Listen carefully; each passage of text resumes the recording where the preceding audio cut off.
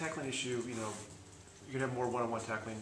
How much of a concern is that, considering what you guys run up against in the Cal and Kent State games? Well, it's concerning. There's no question. You know, we've been exposed in a couple of contests with our rushing yards stacked against us. So, but the more people spread you out, I think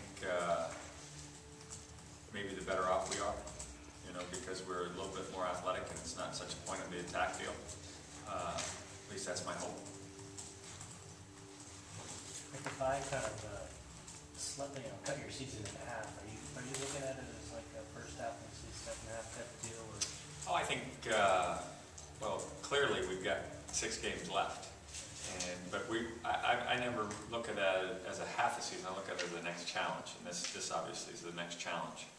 I think you get looking far ahead, you get bit, and given the opponent that we have this week, there's no need to look any further than Eugene, Oregon.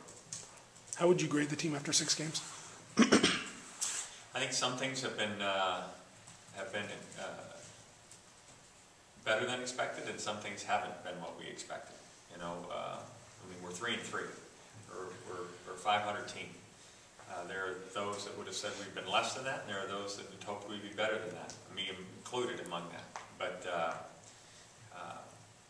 we can improve and must improve if we're going to have a successful second half of the season.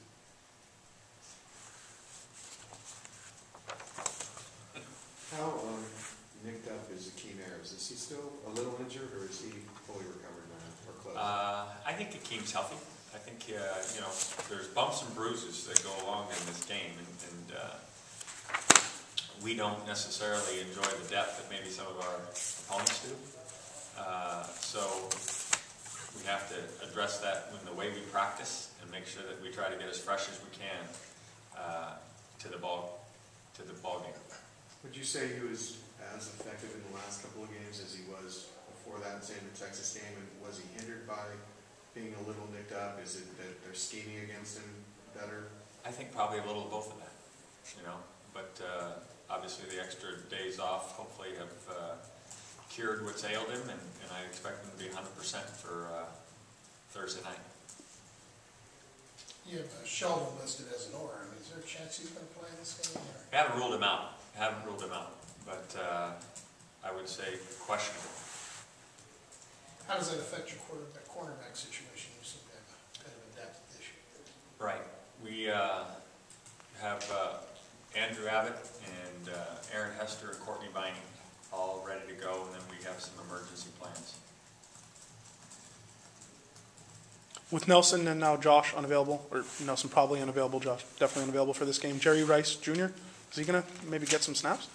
It's conceivable. I know he's ready for them. He's excited about the chance.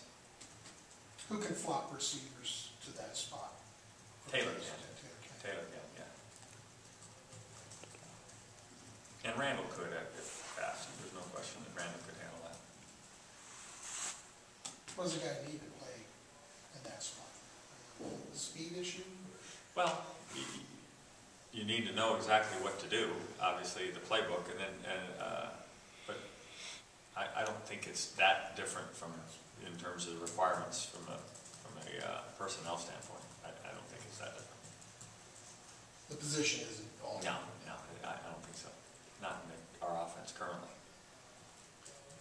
You talked about the point of attack, that you'd like it almost to be spread out a little bit, maybe pursue better than it. What have you seen at the point of attack when you're dealing? Well, sometimes get a little overwhelmed in the trenches, and it's partially inexperienced, partially playing young guys. You know, it's an issue that we have to keep working on so that we don't keep giving up the rushing yardage, which ultimately impacts the outcome of a game. Now, with 6 games under the belt, is inexperience kind of no longer an excuse, or is that still an issue?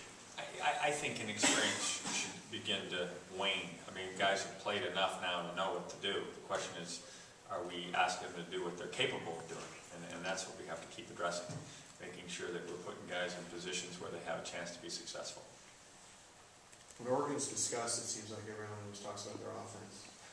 Yeah, discuss a little bit their defense and what they've been doing this year. Well, Nick Alioti's very respected guy in this conference. He's done a great job over the years. They're kind of a +1 defense. They're always going to try to have one more than you have. In recent years, they've been much more into fire zoning, the term we use for zone blitzing, and more as a run stopper than as a pass defense. But they've got great, tenacious defenders. I don't know that they're as big as maybe some other defenses that you see, but they are certainly tenacious and active, and they fly around and play very hard.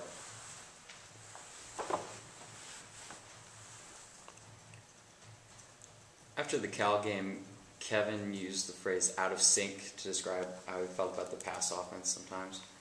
Do you think that finding a rhythm between your quarterbacks and your wide receivers is still an issue for you guys? And is that something you've been working on in practice? We've been working on it hard in practice, and there's no question that if they say that, then it's an issue, because we have to be on time. We have to have rhythm. We have, as we all are aware, invested heavily in a running game, because we felt like it was the key to taking the next step in this conference. In no way did we anticipate in doing that we would lose our throwing game.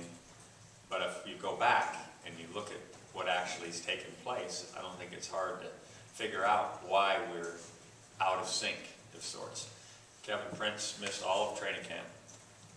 He came out and played in the first game where we dropped some balls and had balls behind and different things, and lost a ball game that arguably could have been won on the road at Kansas State. Tough chore, but we were in position to win the game. We got outplayed and didn't play very well in the throw game against Stanford. And then we kind of caught a little bit of momentum and won 3 games and played pretty well on offense in all 3 of them. In none of those games was the throwing game required to win the game, because we were able to run the ball and do some things. Although in the game that Richard started against Washington State, I felt like we at least had the ability to make some plays throwing the ball and were efficient. Kevin coming back and playing against Cal, we were a little bit surprised in how they played defense. We did not practice against that, but that's to their credit, and we have to be good enough to adjust. But we missed opportunities that normally we hit. And so that's what we've spent a lot of our time doing, so that we have the wherewithal to be effective regardless of what a defense does. Did we think we weren't? No. But we were certainly exposed to the point where we needed to know what we can and can't do.